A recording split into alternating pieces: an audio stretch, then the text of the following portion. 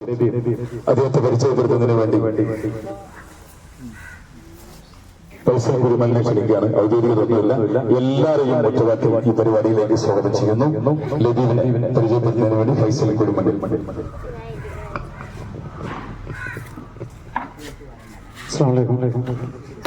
മൈക്കോടതി WhatsApp ഗ്രൂപ്പിന്റെ നേതൃത്വത്തിൽ ഇങ്ങനൊരു പരിപാടി സംഘടിപ്പിക്കുകയുണ്ടായി.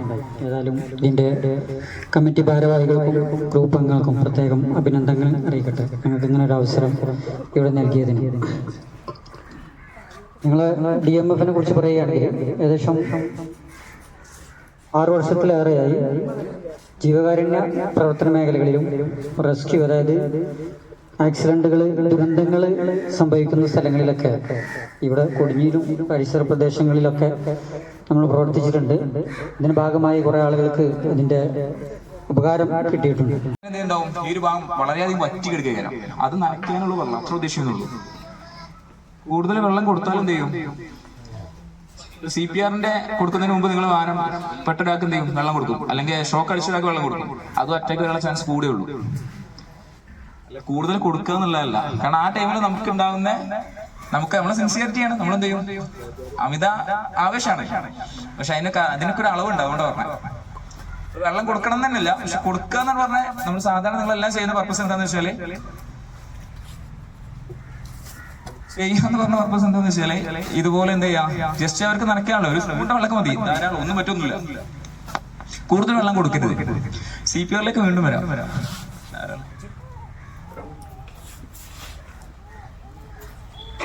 വീഡിയോ ഫോട്ടോ എടുക്കണമൊക്കെ മാറ്റി വെച്ച് നിങ്ങൾക്ക് പഠിക്കട്ടോ. വെറുതെ അത് മാത്രമേ ഉണ്ടാവുള്ളൂ. ഒന്നും പറഞ്ഞു CPR-ന്റെ കാര്യം പറഞ്ഞ ഏത് സൈഡിലേക്കാണ് ആദ്യം പറഞ്ഞേ? വലത്തെ ഭാഗത്ത്. ഒരിക്കലും അയാൾ ആട്ടിന്റെ മുകൾ വശത്തായിരിക്കരുത്. നിങ്ങൾ അതിന്റെ ബാക്ക് സൈഡിലായിരിക്കണം. വലത്ത് ഭാഗത്ത് ഹാർട്ട് ഏത് സൈഡിലാണോ ആ സൈഡിൽ നിങ്ങൾ നിൽക്കാൻ പാടില്ല.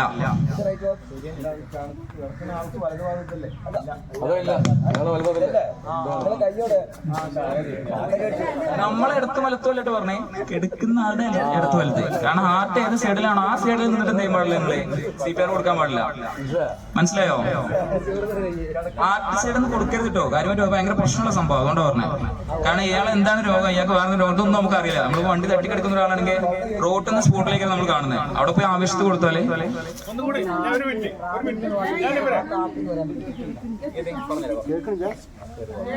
കേൾക്കുന്നില്ല.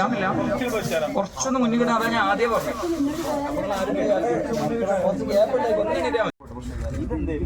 നിങ്ങളെ ബോഡി എന്നാലേ നിങ്ങൾ കിട്ടുള്ളൂ. അല്ല ഞങ്ങൾ കണ്ടില്ല. ഒന്നുകൂടി ശ്വാസതടസ്സം ഉണ്ടെങ്കിലോ ആ ടൈമിലൊക്കെ ഈ ഫുഡ് കുടുങ്ങിയത് നമ്മളെ ഈ ഒരു ശ്വാസതടസ്സം ഉണ്ടെങ്കിലോ പൈസ എല്ലാം കിട്ടുന്ന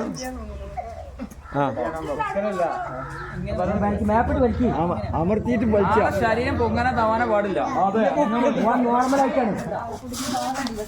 നമ്മള് ഇവിടെ എന്ത് ചെയ്യാ, ഇങ്ങനെ വെക്കുക എന്നിട്ട് മാക്സിമം ഉള്ളിലോട്ട് വലിക്കുക. നിങ്ങളെ ബോഡി നിങ്ങളാണ് അയാളെ വലിക്കേണ്ടത്, അല്ല അയാളെ മേലോട്ടില്ല. ഇത് നേരെ താഴോട്ട് വലിക്കുക, എന്നിട്ട് മേലോട്ട് വലിക്കുക. ഇത് ഇങ്ങനെ വെക്കാൻ പറഞ്ഞെന്നുള്ളൂ. അത് നിങ്ങൾക്ക് ഇങ്ങനെ ആക്ച്വലി പ്രശ്നമൊന്നുമില്ല. പക്ഷെ ഇത് എന്ത് ചെയ്യണം, താത്താൻ പറ്റണം. വയറ് മാത്രമാണ് വെച്ചിട്ട് ഇത് മേലോട്ട് വലിക്കാൻ വേണ്ടിയത്. ഈ കുടി വരുന്ന ടൈമിൽ ശ്വാസം പുറത്തു പോകുന്നുണ്ടാവില്ല. ഇത് നിങ്ങൾ ഇവിടെ അത്യാവശ്യം നല്ല പ്രഷർ കൊടുക്കുന്നതിനെ ചപിക്കും. 5-6 കൊല്ലം വലിക്കണ്ട, 2-3 കൊല്ലം സാധനം പുറത്തു വരും. നമ്മൾ നോക്കി നോർമലാണ്. നമുക്ക് ഇയാൾ ഹോസ്പിറ്റലിൽ കൊണ്ടുപോകണം, അല്ലെങ്കിൽ ആംബുലൻസ് വരുന്നുണ്ട്. അപ്പൊ ഇയാള് നട്ടൽ വളയാതെ എത്തിക്കാൻ പറ്റും.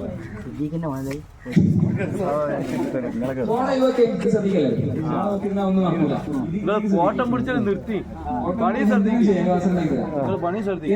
ഒന്നാമത്തെ കേസ് ഇയാളെ ക്രോസ് ചെയ്തിട്ടാണ് ആളെ നിൽക്കാൻ. ഒരാൾ ഈ സൈഡിലും ഒരാൾ ആ സൈഡിലും. ഈ സൈഡിലാണ് തല ഈ നോർമൽ അല്ല കേട്ടോ, ഇതൊന്നും ചെയ്യണ്ട. തല വെറുതെ കയ്യിൽ ഇറക്കി വെക്കുക, പിടിക്കണ്ട. തല ഇതിൽ ഇറക്കി വെക്കുക. പിടിക്കണ്ട.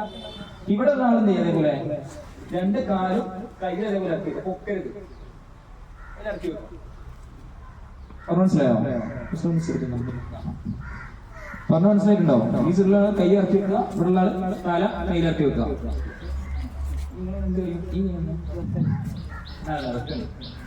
ഇത് ഇങ്ങനെ പിടിക്കാം. നമ്മള് രണ്ടാളെ കൈ ഇങ്ങനെ പിടിക്കൂലേ? ഈ പിടുത്തം എന്ത് ചെയ്യാം? അല്ല പറയാം. ഈ പിടുത്തം എന്ത് ചെയ്യാം? ഇതിന്റെ അടിയിൽ ഇങ്ങനെ ക്ലോസ് ചെയ്ത് ഇങ്ങനെ വെക്കണം. ഇങ്ങനെ ഓക്കെ. അടിയിൽ ആളെ പൊക്കാതെ നിങ്ങൾ എന്ത് ചെയ്യണം? രണ്ട് സൈഡിൽ കൂടെ കൊടുത്തിട്ട് നിങ്ങൾ അതിന്റെ അടിയിലാണ് ഇതൊന്നും ചെയ്യണ്ട. പോലെ എന്തും ചെയ്യണ്ട.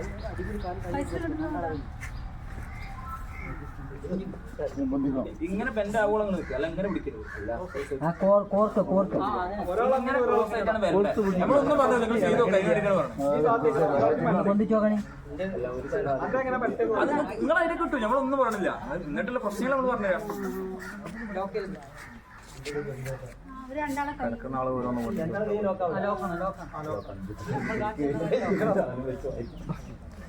കിട്ടിയോ?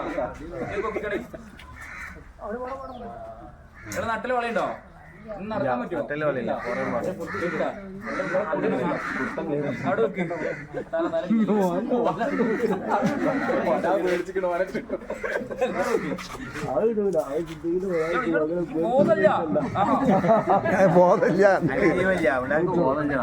ഇളകാൻ പാടില്ല.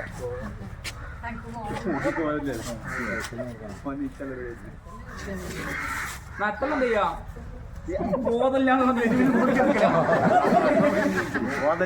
ഇവിടെ എന്ത് ചെയ്യണോ?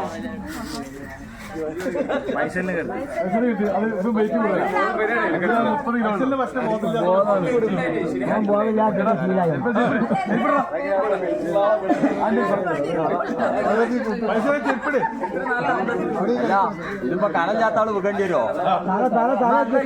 വലിയ ആള് വെക്കുമ്പോ പറയാം അത് പറ്റൂല, മാറ്റിയാ മതി.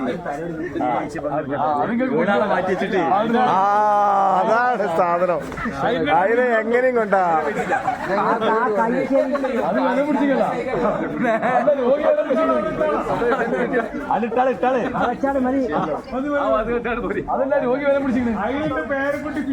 പറഞ്ഞെന്താ വെച്ചാലേ നട്ടെന്താവൂല, അവിടെ ബെൻഡാവൂല, വളയരുത്. നമ്മളിങ്ങനെ ഒരാളെ ഒറ്റയ്ക്ക് എടുക്കുമ്പോൾ ചെയ്യും നട്ടല് വളയും. ഇങ്ങനെയുള്ള എന്ത് ചെറിയ കേസ് നമ്മൾ എന്ത് ചെയ്യാം ശ്രദ്ധിക്കാം. ഒരിടത്തുനിന്ന് വേണമെങ്കിൽ എന്ത് ചെയ്യും, നിങ്ങൾ കൊണ്ടുവന്നതുകൊണ്ടായിരിക്കാൻ ഏറ്റവും വലിയ പ്രശ്നം ഉണ്ടാവുക. മനസ്സിലായോ? കാര്യം മനസ്സിലായി. തടിമണ്ണ ആളാണ് ഞാൻ പറ്റിയത്. 4 ആള് വരും. ഇല്ല, അതിനുള്ള വേറെ പണി കൊണ്ടല്ലേ. ചെറിയ കുട്ടിയാണ് ഈ പ്രായം. ചെറിയ കുട്ടിക്ക് CPR അങ്ങനെ കൊടുക്കുക. CPR കൊടുക്കാൻ പറ്റുമോ? CPR കൊടുക്കണം. ചെറിയ ജനിച്ച കുട്ടിക്ക് CPR കൊടുക്കാൻ പറ്റുമോ?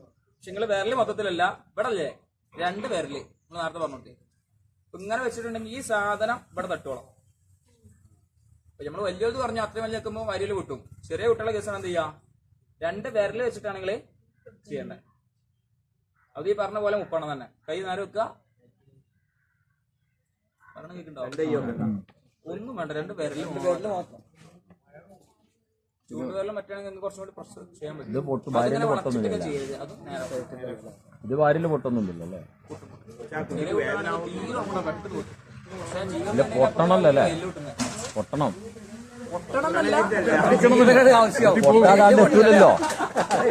ആദ്യത്തെ കേസ് എന്താ പറഞ്ഞേ?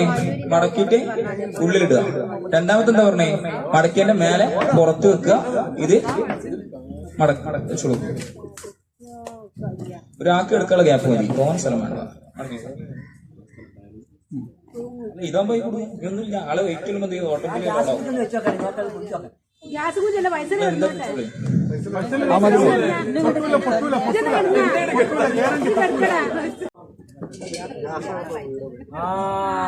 തുണി പിടിക്കല്ലേ? ഒന്നും പൊട്ടൂല.